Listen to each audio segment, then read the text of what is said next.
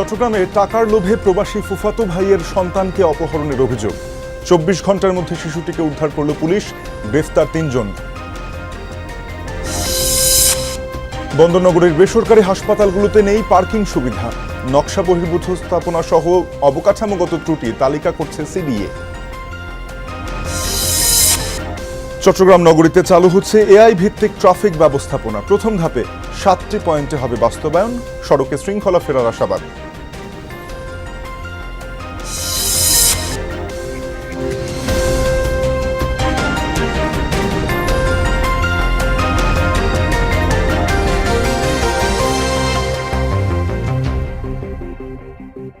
শিরোনামগুলো দেখছিলেন, আপনাদের সাথে আছি আমি তানজিম শাফিন।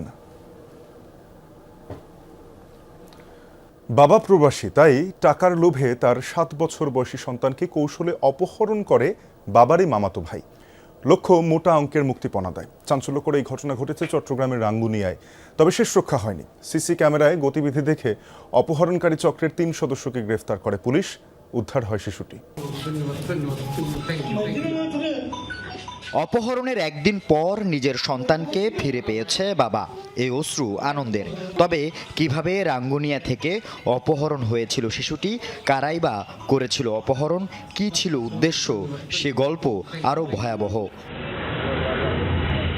গত ২০ জুলাই সকালে রাঙ্গুনিয়ার একটি স্কুল থেকে এই সিএনজি অটোরিকশা যোগে অপহরণ করা হয় ৭ বছর বয়সী শিশু ওয়াসিফা জান্নাতকে। বলা হয় তার বাবা হাসপাতালে, সেখানেই নেওয়া হচ্ছে তাকে। পরে বাসায় না ফেরায় পুলিশকে জানায় পরিবার। সিএনজি চালকদের সাথে যাদের উঠা বসা আছে এদেরকে আমরা দেখাই, তখন একজনকে আমাদেরকে এটা শনাক্ত করে দেয়। তো ওইটার সূত্র ধরে কিন্তু আমরা তাকে প্রথমে ওই সিএনজি চালক তাকে আমরা ধরি। এই সিএনজি চালককে ধরার পরে সিএনজি চালক তখন সিএনজি চালকের সাথে জিজ্ঞাসাবাদের এক পর্যায়ে সে বলে যে এটা মূল যে পরিকল্পনাকারী, যে মূল যে অপহরণকারী সেটা হচ্ছে ফয়সাল। উদ্ধারে শুরু হয় পুলিশি অভিযান। সিসি ক্যামেরায় অটোরিকশার গতিবিধি দেখে গ্রেপ্তার করা হয় চালক রাকিবকে। তার দেয়া তথ্যে একে একে ধরা পড়ে ফয়সাল ও জাহাঙ্গীর আলম। ফয়সালের বাসায় পাওয়া যায় শিশুটিকে। পুলিশ জানায় গ্রেপ্তার ফয়সাল শিশু ওয়াসিফার বাবার আপন মামাতো ভাই। নিখোঁজের পর শিশুটিকে উদ্ধারে তার পরিবারের সাথে একাধিকবার থানা ও অন্যান্য স্থানে গিয়ে নিজেই খোঁজাখুঁজির নাটক করে যাতে সন্দেহ না করে। এই পরিবারের সাথে কিন্তু সে খোঁজাখুঁজি করছে, খোঁজাখুঁজি বিভিন্ন জায়গায় গেছে। ইভেন ওই মাজারে যে দোয়া করে বা ওই যে উদ্ধারের জন্য যে মাজারে যে ওই চিহ্নে দেওয়া বা এইরকম কার্যক্রমে কিন্তু সে অংশগ্রহণ করছে। মানে সকল কার্যক্রম কেউ যেন তাকে বিন্দুমাত্র যেন সন্দেহ না করে, এবং আমরাও কিন্তু প্রথম দিকে এবার করে নাই। পুলিশ দ্রুত তৎপর হওয়ায় মুক্তিপণ চাওয়ার সুযোগ পায়নি অপহরণকারীরা। নিখোঁজের ২৪ ঘন্টার মধ্যে সন্তানকে ফিরে পেয়ে খুশি বাবা মা। আপন মামাতো ভাই এমন কাজ করবেন কখনো ভাবেনি শিশুটির প্রবাসী বাবা। তার ধারণা প্রবাসে অনেক টাকা কামিয়েছেন, এমনটা ভেবেই টাকার লোভে এই কাজ করেছে ফয়সাল। অনেকজন অনেক কথা বলে, টাকা আছে, বিদেশ থেকে বসে খাইতেছে। আমার সাথে ওর সম্পর্ক ছিল ভালো। আমার বাড়িতে আসতো, আমি মামাতো ভাই হিসেবে আমাকে সম্মান করতো, আমি ওনাকে স্নেহ করতাম। আমি আমার মেয়েকে আমি জীবিত ভাববো যে আমি এটা কল্পনা করি নাই। আমি আমার মেয়ের জন্য আমি বলতেছি যে আমার মেয়েকে যদি আমি জীবিত পাই, আমি জানের বদল জান দিব, আমি ছাগল দিব, মুরগি দিব, আমি এরকম করে মানছি। শিশুটির বাড়ি রাঙ্গুনিয়া থানার পশ্চিম সরবভাটা ইউনিয়নে। আল আমিন শিকদার, যমুনা নিউজ, চট্টগ্রাম। চট্টগ্রামে বেসরকারি সব হাসপাতালের অবকাঠামোগত ত্রুটি প্রকট। নেই পার্কিং সুবিধা, নকশা বহির্ভূত স্থাপনা করেছে অনেকে, যার প্রভাবে সড়কে সৃষ্টি হচ্ছে নৈরাজ্য। প্রথমবারের মতো এসব হাসপাতালের তালিকা তৈরি করে অভিযানে নামছে চট্টগ্রাম উন্নয়ন কর্তৃপক্ষ সিডিএ। অভিযোগ তদন্তে নামছে স্বাস্থ্য বিভাগও।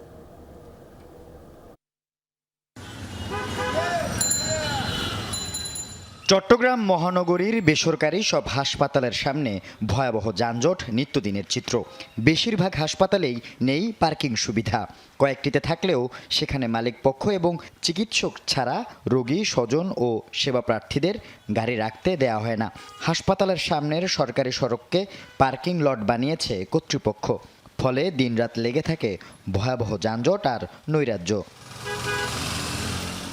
এই অনিয়ম অব্যবস্থাপনা বন্ধে প্রথমবারের মতো অভিযানে নামে সিডিএ।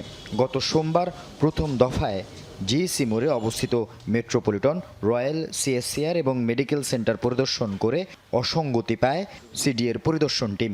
বন্দরনগরীর কোন হাসপাতালে ইমারত নির্মাণ বিধিমালা লঙ্ঘন করেছে, পার্কিং সুবিধা রাখেনি, সেসব হাসপাতালের তালিকা তৈরি হচ্ছে। যত বড় শক্তিশালী লোক হোক না কেন, আমরা কিন্তু তাদের কার্যক্রম পরিচালনা করতে দেব না। জনগণের ভোগান্তি হবে মনে করে আমরা তাদেরকে একটা সুযোগ দিয়েছি। এই সুযোগ যদি তারা কাজে লাগায় ওয়েলকাম, না হলে কিন্তু আমরা চট্টগ্রাম উন্নয়ন কর্তৃপক্ষের যে প্রচলিত আইন, সে আইনের মাধ্যমে আমরা ব্যবস্থা গ্রহণ করি। নিয়ম এবং বিধিমালা লঙ্ঘন করে বছরের পর বছর বেসরকারি হাসপাতালের কার্যক্রম চললেও স্বাস্থ্য বিভাগ কোনো ব্যবস্থা না নেয় এ নিয়েও প্রশ্ন উঠছে। বিষয়টি খতিয়ে দেখে পদক্ষেপ গ্রহণের কথা জানান সিভিল সার্জন। কর্তৃপক্ষের মাধ্যমে আমাদের এখানে যে মোবাইল কোডের যে সিস্টেম আছে, আমরা এখানে জেলা প্রশাসনের সহায়তায় সবার সামনে আমরা প্রয়োজনীয়, যদি আমাদের কথা বলে যদি না মানে, যদি সেভাবে যদি ওরা পার্কিংয়ের ব্যবস্থা না করে, ওদের যে পরিষ্কার পরিচ্ছন্নগুলো যদি পরিচালনা না করে, তাহলে আমরা ওদের প্রতি শাস্তিমূলক ব্যবস্থা গ্রহণ করব। শুধু পার্কিং নিয়ে অনিয়ম নয়, অনেক হাসপাতালে নকশা বহির্ভূত ফ্লোর নির্মাণ এবং পর্যাপ্ত অগ্নি নির্বাপন ব্যবস্থা নেই বলেও অভিযোগ রয়েছে। আল আমিন শিকদার, যমুনা নিউজ, চট্টগ্রাম। চট্টগ্রাম অঞ্চলে আবারও বাড়তে শুরু করেছে ডেঙ্গুর প্রকোপ। গত 24 ঘন্টায় নতুন করে আক্রান্ত হয়েছেন 24 জন।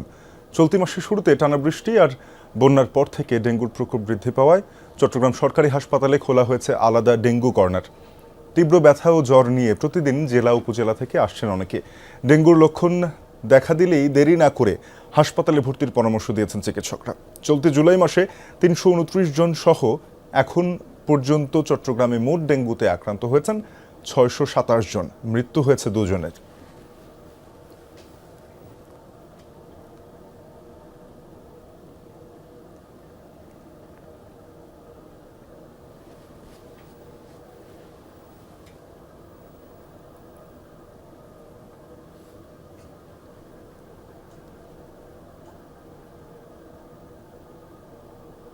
এ বিষয়ে আরও জানাতে চট্টগ্রাম থেকে সহকর্মী জুবাইর রিফাত যোগ দিয়েছেন। রিফাত, হঠাৎ করে ডেঙ্গুর প্রকোপ বাড়ছে, এ বিষয়ে প্রশাসন কি বলছে, জনগণ কতটুকু সচেতন?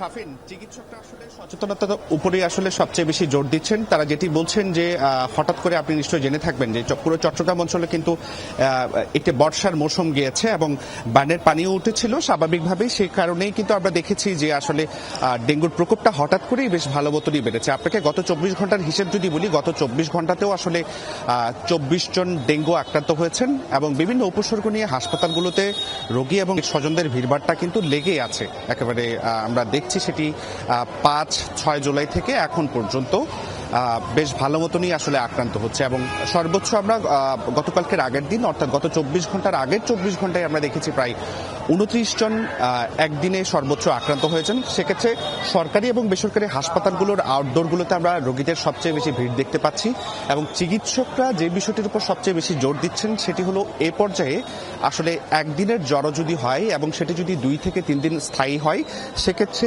ঘরে বসে কোনো ফার্মাসিস্টের কাছ থেকে বুঝিয়ে চিকিৎসা না নিয়ে সরাসরি ডাক্তারের শরণাপন্ন হতে তারা বলছেন এবং পাশাপাশি তারা যেটি বলছেন ডেঙ্গু টেস্ট করিয়ে নিতে তারা এটির উপর সবচেয়ে বেশি জোর দিচ্ছেন এবং পাশাপাশি তারা আরও যেটি বলছেন সেটি হলো ঘুমানোর আগে অবশ্যই তারা মশারি টানিয়ে ঘুমাতে বলছেন এবং বাড়ির আঙিনা পরিষ্কার পরিচ্ছন্ন রাখতে বলছেন। সেটি যদি করা যায় তাহলে সেক্ষেত্রে হয়তো কিছুটা প্রতিরোধ ব্যবস্থা প্রাথমিকভাবে হয়তো নেওয়া সম্ভব হবে। তবে ডেঙ্গু পরিস্থিতির কথা যদি আমরা বলি, আমরা প্রাইভেট হসপিটাল এবং চট্টগ্রাম মেডিকেল কলেজ হাসপাতালের ডেঙ্গু ওয়ার্ডেও আমরা দেখেছি একেবারে কানায় রোগীতে পরিপূর্ণ। সব মিলিয়ে অবস্থা আমরা যা দেখছি তা হলো বেশ প্রকট আকার ধারণ করেছে ডেঙ্গু পরিস্থিতি চট্টগ্রামে। চিকিৎসকরা এই পর্যায়ে আসলে ব্যক্তি সচেতনতার উপর আসলে বেশি জোর দিচ্ছেন এবং বাড়ির আঙিনা তারা পরিষ্কার পরিচ্ছন্ন রাখতে বলছেন। শাফিন, এই ছিল চট্টগ্রামের ডেঙ্গু পরিস্থিতির সর্বশেষ খবরাখবর। রিফাত শুনছিলাম, ধন্যবাদ আপনাকে। প্রথমবার চট্টগ্রামে চালু হচ্ছে কৃত্রিম বুদ্ধিমত্তা তথা এআই ভিত্তিক ট্রাফিক ব্যবস্থাপনা। 1/2 শতাধিক স্পট নির্ধারণ হলেও প্রথম ধাপে 7টি পয়েন্টে পাইলট প্রকল্প বাস্তবায়িত হবে। আধুনিক প্রযুক্তি ভিত্তিক এই উদ্যোগ সড়কে শৃঙ্খলা ফেরাবে আশা সিটি কর্পোরেশন ও সিএমপির।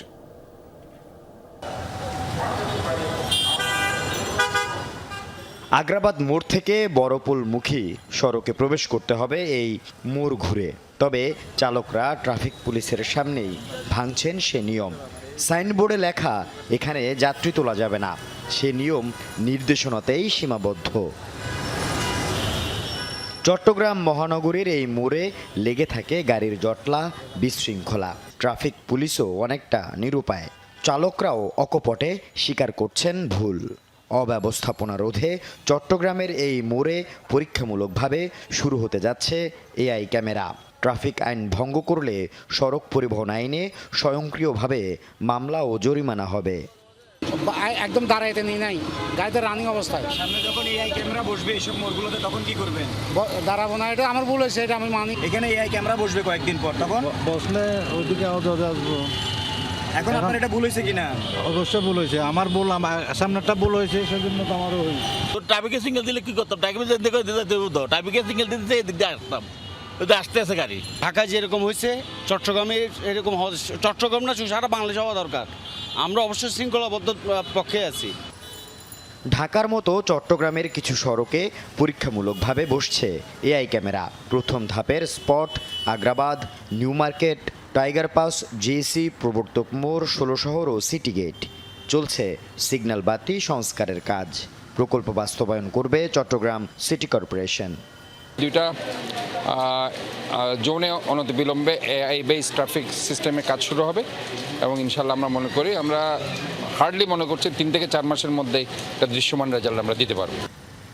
সিগন্যাল বাতি অকেজো, 2-1টি সচল থাকলেও মানেন না চালকরা। ট্রাফিক পুলিশ সদস্যরা হাতের ইশারায় গাড়ি থামান। আছে জনবল সংকটও। এই অবস্থায় সড়কে শৃঙ্খলা ফেরাতে স্বয়ংক্রিয় এআই পদ্ধতি কতটা কার্যকর হয় সেটাই দেখার। ক্যামেরার মাধ্যমে মামলাগুলো হবে, সেক্ষেত্রে প্রযুক্তি নির্ভর হবে। আমাদের এই বিতর্ক থেকে আমরা অনেকটা দূরে থাকতে পারবো। মানুষ নিজেও সাবধান হবে, যার গাড়ির কাগজপত্র নেই, প্রপার ডকুমেন্ট নেই, সে তো মাঠে নামবে না। আল আমিন শিকদার, যমুনা নিউজ, চট্টগ্রাম। চট্টগ্রামে জলাবদ্ধতা ও বৃষ্টিতে ক্ষতিগ্রস্ত পরিবারের মাঝে ত্রাণ সামগ্রী বিতরণ করেছে বিএনপি। দুপুরে নগরীর পুরাতন চান্দগাঁও এলাকায় আয়োজিত অনুষ্ঠানে এসব সামগ্রী বিতরণ করেন চট্টগ্রাম ৮ আসনের সংসদ সদস্য এরশাদুল্লাহ। এই কার্যক্রম চলমান থাকবে বলেও জানিয়েছেন তিনি।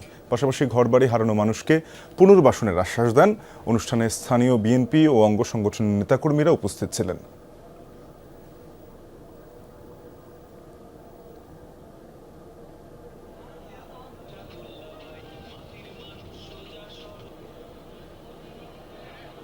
এদিকে রাঙামাটির লংগদুতে দুর্যোগে ক্ষতিগ্রস্ত মানুষের মাঝে ত্রাণ বিতরণ করেছেন স্থানীয় সংসদ সদস্য দীপেন দেওয়ান। সকালে উপজেলার বিভিন্ন ক্ষতিগ্রস্ত এলাকা পরিদর্শন করে দুর্গত পরিবারের মাঝে ত্রাণ সামগ্রী বিতরণ করেন তিনি। এ সময় অসহায় মানুষের সাথে কথা বলে প্রয়োজনীয় সহযোগিতা অব্যাহত রাখার আশ্বাস দেন দীপেন দেওয়ান। পরে উপজেলা প্রশাসন বিভিন্ন দফতরের কর্মকর্তাদের সাথে মতবিনিময় সভায় অংশ নিয়েছেন তিনি। এ সময় বন্যা ও প্রাকৃতিক দুর্যোগে ক্ষয়ক্ষতির সার্বিক চিত্র, পুনর্বাসন কার্যক্রম এবং দ্রুত ত্রাণ সহায়তা নিশ্চিত করার বিষয়ে আলোচনা হয়। সাম্প্রতিক বন্যায় ব্যাপক ক্ষতির শিকার হয়েছে কক্সবাজারের চকরিয়ার বিস্তীর্ণ এলাকা। বসতঘর হারিয়ে দুর্ভোগে অনেক অসহায় মানুষ। ক্ষতি হয়েছে ফসলি জমি, ক্ষেত খামারের। এ বিষয়ে আরও বিস্তারিত জানাতে আমাদের সঙ্গে সহকর্মী এহসান আল কুতুবি যোগ দিয়েছেন। এহসান, বন্যায় ক্ষয়ক্ষতির পরিমাণ কেমন জানাবেন? ক্ষতিগ্রস্তদের তালিকা তৈরি হয়েছে কিনা?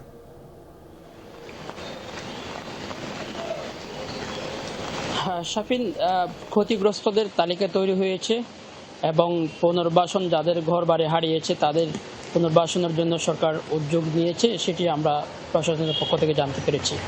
তবে আবার নতুন করে একটা আশঙ্কার বিষয় হচ্ছে, আজকে দুপুর থেকে ভারী বৃষ্টি শুরু হয়েছে এবং আবহাওয়া অফিস যেটি বলছে এটি আরও 4-5 দিন অব্যাহত থাকতে পারে।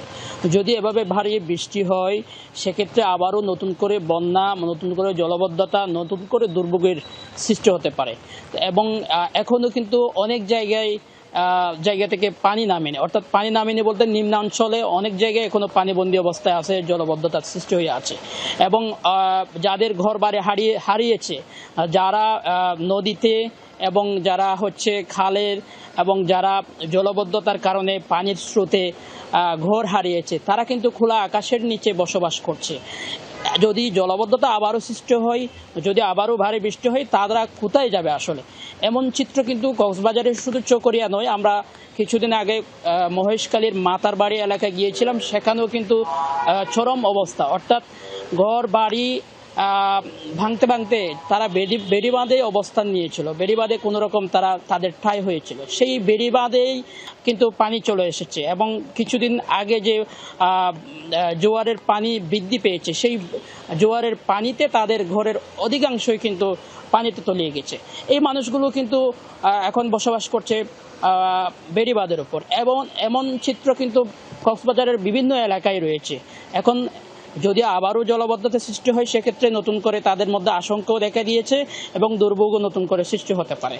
তবে সরকারের পক্ষ থেকে যেটি আমরা শুনতে পাচ্ছি, এবং যে ত্রাণ তৎপরতা এবং যারা অসহায় মানুষ ঘর বাড়ি হারিয়ে নিঃস্ব হয়ে গেছে, তাদের পাশে যে বিভিন্ন সংগঠন, বিভিন্ন স্বেচ্ছাসেবী সংগঠন, সরকার সহ যারা দাঁড়িয়েছেন, এটি আরও জোরালো করা দরকার, এবং যারা ঘর বাড়ি হারিয়েছে তাদেরকে পুনর্বাসন দরকার, এটি মনে করছেন। শাফিন। এহসান, আপনাকে ধন্যবাদ।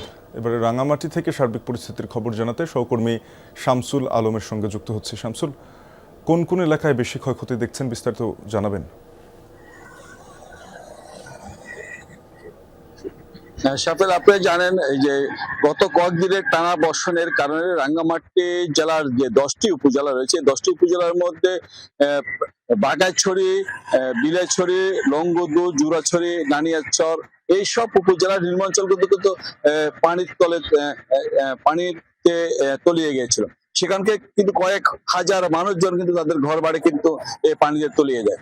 এই কয়েকদিনে বৃষ্টি না হওয়ার কারণে কিন্তু কাপ্তাই হ্রদের পানি কিছুটা কমছে, এবং পাশাপাশি কাপ্তাই যে বাঁধ রয়েছে, কাপ্তাই বাঁধে বর্তমানে 16টি যে জলকপাট রয়েছে, জলকপাটের মাধ্যমে এই কাপ্তাই বাঁধ দিয়ে প্রতি সেকেন্ডে 9000 কিউসেক পানি কিন্তু কাপ্তাই হ্রদ থেকে কর্ণফুলী নদীতে কিন্তু ছাড়া হচ্ছে, যার ফলে কিন্তু ধীরে ধীরে কিন্তু কাপ্তাই হ্রদের যে পানি, সেই পানি কিন্তু ধীরে ধীরে কমতে শুরু করছে। আজ আমরা কাপ্তাই যে বাঁধ কর্তৃপক্ষ রয়েছে তাদের সাথে আমরা কথা বলেছি, তারা যেমনটি জানিয়েছে আজ কাপ্তাই হ্রদের পানি 103.31 ফুট MLSS পানি এখন রয়েছে। এর আগে কিন্তু প্রায় 104-এর উপরে পানি ছিল কাপ্তাই হ্রদে। ধীরে ধীরে কিন্তু পানি কমা শুরু করেছে, কিন্তু পানি কমলো বেশ কিছু উপজেলাতে নিম্ন অঞ্চল, বিশেষ করে বাগাইছড়ি এর মধ্যে লাইল্লাগুনা নামক যে স্থান রয়েছে, সেখানে কয়েক হাজার পরিবার এখনো পর্যন্ত পানিবন্দী অবস্থায় রয়েছে। আর যেসব এলাকা থেকে যে পানি সরে গেছে, সেসব এলাকাতে যে পলি জমে, অর্থাৎ বৃষ্টির পরে যে পানি যে উচ্চতা বৃদ্ধি পেয়েছিল, সেই পানির সাথে যে সেই পলি জমে সেখানে কিন্তু যেসব ঘর বাড়ি রয়েছে, সেই ঘর বাড়িগুলো কিন্তু বসবাসের অনুপযোগী হয়ে পড়েছে। এই পদ্ধতি যদি পুনরায় যদি এলাকার লোকজন বলছে, যদি পুনরায় যদি বৃষ্টিপাত না হয়, তাহলে এই পলি সরানো তাদের পক্ষে অনেক কষ্টসাধ্য হয়ে পড়বে। তাছাড়া যেসব ঘরবাড়ি কিন্তু পানির নিচে তলিয়ে নষ্ট হয়ে গেছে, এসব ঘরবাড়ির লোকজন কিন্তু মানবত জীবন যাপন করছে। সরকারের পক্ষ থেকে তাদেরকে ত্রাণ সামগ্রী দিলেও তাদের পক্ষ থেকে দাবি করা হচ্ছে ত্রাণ সামগ্রীর চেয়ে বর্তমানে তাদেরকে যে বাসস্থানগুলো রয়েছে, বাসস্থান যাতে মেরামত করে তারা যাতে মাথা গোছার তাহিদুগো তারা করতে পারে, সেই ব্যবস্থা যদি সরকারের পক্ষ থেকে করা তাদের পক্ষ থেকে দাবি উঠেছে। তাছাড়া একটি বিষয় আপনাকে জানিয়ে রাখি, এই বন্যার কারণে কিন্তু রাঙ্গামাটির প্রায় অনেক এলাকাতে কিন্তু সড়ক যোগাযোগ কিন্তু ব্যাপক ক্ষয়ক্ষতি হয়েছে, যার ফলে কিন্তু রাঙ্গামাটি জেলা বিভিন্ন উপজেলা, ইউনিয়ন এবং গ্রাম পর্যায়ে যে সড়কগুলো রয়েছে, সেই সড়কগুলোর ব্যাপক ক্ষতি হওয়ার কারণে সেই সব সড়কগুলো কিন্তু চলাচলের অনুপযোগী হয়ে পড়েছে। তড়িৎ গতিতে যদি সরকারের পক্ষ থেকে এইসব সড়কগুলো সংস্কার করা না হয়, তাহলে এইসব উপজেলা এবং ইউনিয়ন পর্যায়ে যে যোগাযোগ, সেই যোগাযোগগুলো তাদের এই লোকজনগুলো চলাচল কষ্টসাধ্য হয়ে পড়বে। এই ছিল রাঙ্গামাটি থেকে আমার কাছে সর্বশেষ। শামসুল বিস্তারিত করে জানাচ্ছিলেন, ধন্যবাদ আপনাকে। পুষ্টির জন্য নীতিগত সহায়তা এবং জনসচেতনতার বৃদ্ধিতে মিডিয়া সেন্সিটাইজেশন শীর্ষক কর্মশালা অনুষ্ঠিত হয়েছে চট্টগ্রামে। Young power in social action YPSA আয়োজিত কর্মশালায় বক্তারা টেকসই সহনশীল স্বাস্থ্য ব্যবস্থা গড়ে তোলা, যৌন প্রজনন স্বাস্থ্য এবং অধিকারের সাথে পুষ্টির সম্পর্কের বিষয়টি তুলে ধরেন। হেলথ সিস্টেম রেজিলিয়েন্স প্রকল্পের আওতায় এই আয়োজনে সিটি কর্পোরেশন, স্বাস্থ্য অধিদপ্তর ও স্থানীয় এনজিওর সক্ষমতা বৃদ্ধি, 7টি শিক্ষা প্রতিষ্ঠানে সচেতনতা কার্যক্রম এবং সহপাঠী প্রশিক্ষণ কার্যক্রমের চিত্র উপস্থাপন করা হয়েছে।